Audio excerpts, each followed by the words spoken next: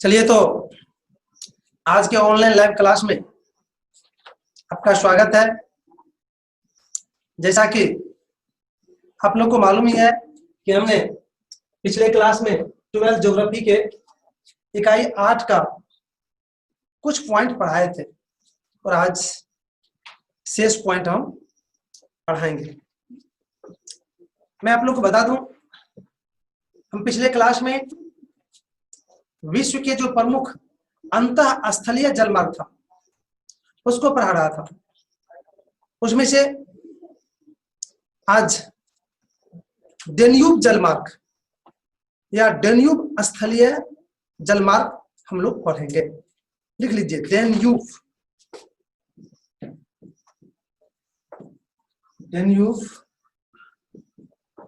जलमार्ग।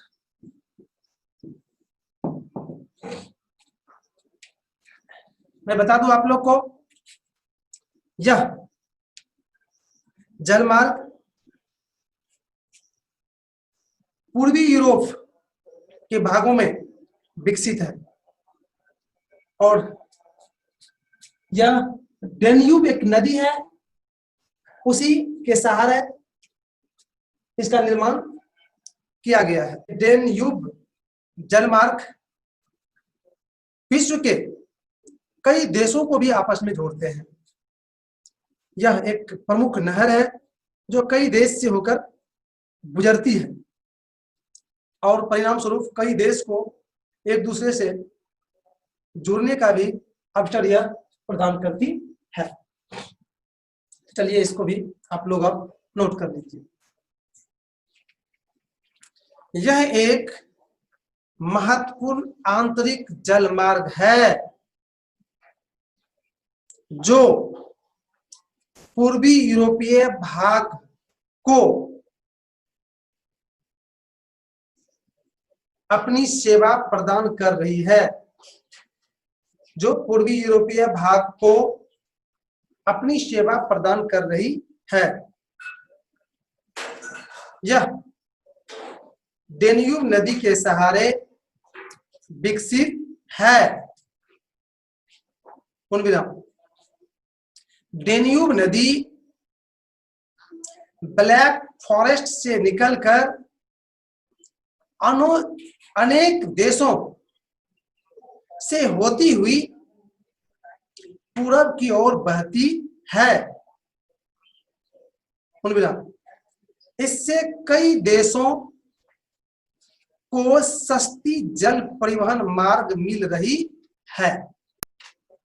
इस तरह से आपने डेन्यूब जलमार्ग को समझ गए और लिख दिए। अब अपने देश की बारी है, अर्थात भारत के आंतरिक जलमार्ग। वैसे मैं बता दूं, भारत में कोई सागर महासागर का भाग नहीं है। यहाँ पर नदी, नहर, तालाब, झील इत्यादि का उपयोग जलमार्ग के रूप में कर रहे हैं। पिछले कुछ वर्षों से जलमार्ग के विकास पर विशेष ध्यान दिया जा रहा है और तत्पश्चात भारत के 5 जो स्थलीय जलमार्ग हैं उसको राष्ट्रीय जलमार्ग घोषित किया गया है।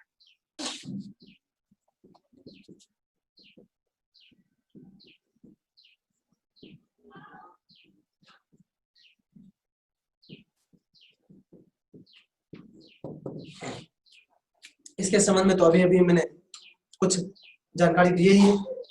अब इसको आप लोग नोट कर लीजिए। भारत के 5 आंतरिक जलमार्ग को राष्ट्रीय जलमार्ग घोषित किया गया है, जिसमें से राष्ट्रीय जलमार्ग संख्या 1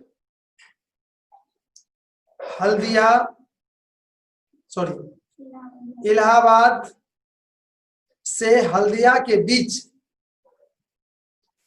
1620 किलोमीटर की लंबाई में विकसित है। तो इस तरह से हमने विश्व के जो प्रमुख स्थलीय जलमार्ग था उसको समझाने और लिखाने का प्रयास किया। अगर इसमें अब किसी तरह का आपके मन में सवाल है तो आप पूछ सकते हैं जी। जलपोत का मतलब हुआ जल में चलने वाला जहाज को ही जलपोत कहते हैं, जलयान कहते हैं। पतन का मतलब हुआ, जल पतन का मतलब हुआ कि वो जो स्टेशन होते हैं जलयान को रुकने वाला जो एक जगह होता है उसको कहते हैं पतन या बंदरगाह। जैसे रेलगाड़ी को रुकने के लिए रेलवे स्टेशन होता है, उसी तरह से जलयान को रुकने के लिए पतन जो जगह होता है उसको पतन या बंदरगाह कहते हैं जी। चलिए, तो शायद आप लोग को लगते हैं कि अब आगे दिक्कत नहीं है। क्या रे चंदन, है कुछ दिक्कत रे? नहीं है। दीपक कुमार, चल रहा पढ़ाई लिखा ठीक से रे? दीपक। Yes sir. तो पूजा, क्या आपको दिक्कत हो रही है क्या? पूजा, क्या बाबू दिक्कत हो रहा है ना? अगला पॉइंट है आपका वायु परिवहन।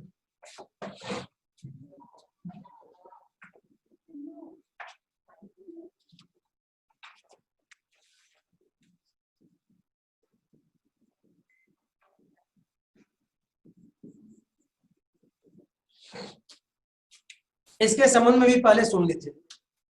वायु मतलब होता है हवा, अब परिवहन मतलब होता है किसी वस्तु को एक स्थान से दूसरे स्थान लाना ले जाना, अर्थात हवा के माध्यम से एक स्थान से दूसरे स्थान किसी वस्तु को लाना ले जाना नहीं, बल्कि हवा के मार्ग द्वारा किसी वस्तु को एक स्थान से दूसरे स्थान लाना ले जाना क्या कहलाते हैं?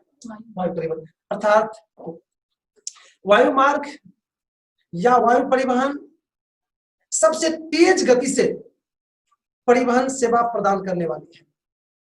इससे कम समय में एक स्थान से दूसरे स्थान पर पहुंचा जा सकता है। और आज वायु परिवहन सेवा के शुरू होने के कारण ही दुनिया का कोई भी ऐसा स्थान नहीं है जहां 24 घंटा में नहीं पहुंचा जा सकता है। अतः यह किसका कमाल है? वायु परिवहन सेवा का कमाल है। अब मैं थोड़ा सा विषय वस्तु पर आवे, मैं बता दूं वायु परिवहन की शुरुआत का अगर हम देखते हैं सरकारी तौर तरीके पर, तो सबसे पहले 1911 में भारत में ही शुरू हुआ था, एक छोटा सा डाक ले जाने के लिए एक स्थान से दूसरे स्थान, 1911 ईस्वी में। और उसके बाद 1919 ईस्वी में फिर इंग्लैंड में यह नियमित रूप से एक स्थान से दूसरे स्थान सामान लाने ले जाने के लिए शुरू हुआ। और फिर देखते ही देखते अमेरिका, फ्रांस, जापान इत्यादि देशों में इसका जाल सा बन गया और आज तो दुनिया इसको लेकर ही गति में है। मेरा तो मानना है कि ये अगर नहीं है तो शायद दुनिया की गति रुक सकती है। दुनिया के दो स्थानों के बीच की जो दूरी कम हो चुकी है वो बढ़ जाएगी। अतः इसके विकास पर दुनिया वालों ने काफी अधिक ध्यान दे रहे हैं। चलिए अब इसको आप लोग नोट कीजिए। चलिए तो अब इसको आप लोग नोट कीजिए।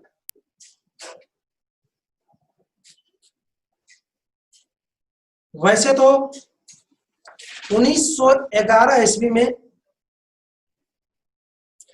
पहली सरकारी वायु परिवहन की शुरुआत भारत में हुई थी,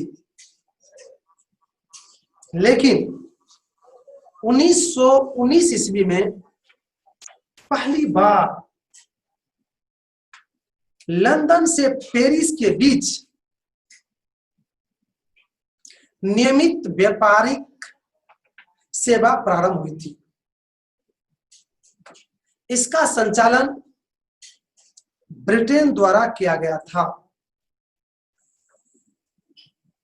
मैंने ब्रिटेन का तात्पर्य बताया कि वह इंग्लैंड ही है।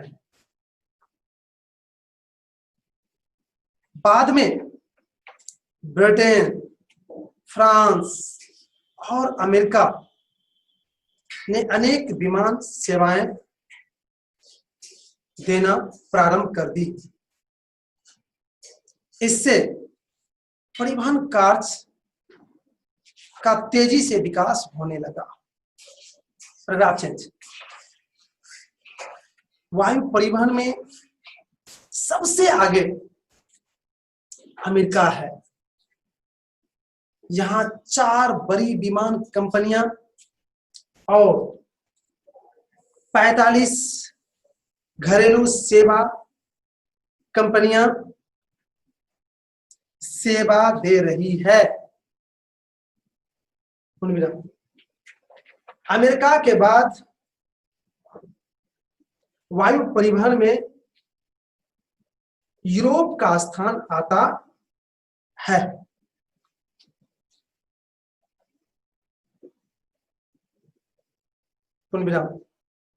वैसे आज दुनिया के सभी देश इसके विकास पर उचित ध्यान दे रहे हैं। तो इस तरह से आपने वायु परिवहन को समझ गए क्या है नहीं है। अब नोट में एक चीज लिखाने जा रहे हैं, थोड़ा जल्दी में लिख लीजिए, टाइम कम है, बहुत टाइम कम है। अंतर महाद्वीपीय वायु मार्ग, अंतर महाद्वीपीय वायु मार्ग, ये क्या है तो बताने के लिए। ये विश्व के खास वायु मार्ग है जिसको अभी जानना है और लिखना भी है। अर्थात दुनिया के जितने भी प्रमुख वायु मार्ग है वह इसी होकर गुजरती है। और मैं बता दूं, यह पृथ्वी के उत्तरी गोलार्ध में उपस्थित है। गोलार्ध समझते हैं, पृथ्वी की जो गोला है, ये गोला हुआ ना, इसका ऊपर वाला भाग, ये हो गया उत्तरी, ये हो गया दक्षिणी गोलार्ध, तो इस भाग में उपस्थित है। अर्थात दुनिया के अधिकांश वायु परिवहन का जो काम होता है वो इसी गोलार्ध से होता है। इसको आप लोग नोट कीजिए। यह पृथ्वी की उत्तरी गोलार्ध के महत्वपूर्ण वायु मार्ग पट्टी है, जिससे होकर पूर्वी संयुक्त राज्य अमेरिका, पश्चिमी यूरोप और दक्षिणी पूर्वी एशिया जाने वाले प्रमुख वायु मार्ग गुजरती है। इस मार्ग से गुजरने वाली आधा से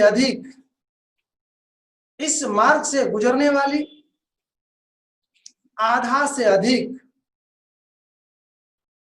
वायुयान संयुक्त राज्य अमेरिका का रहता है। इस तरह से आपने अंतः महाद्वीपीय जो वायु मार्ग था जो उत्तरी गोलार्ध में उपस्थित है, इसके संबंध में भी समझ गए और लिख भी दिए।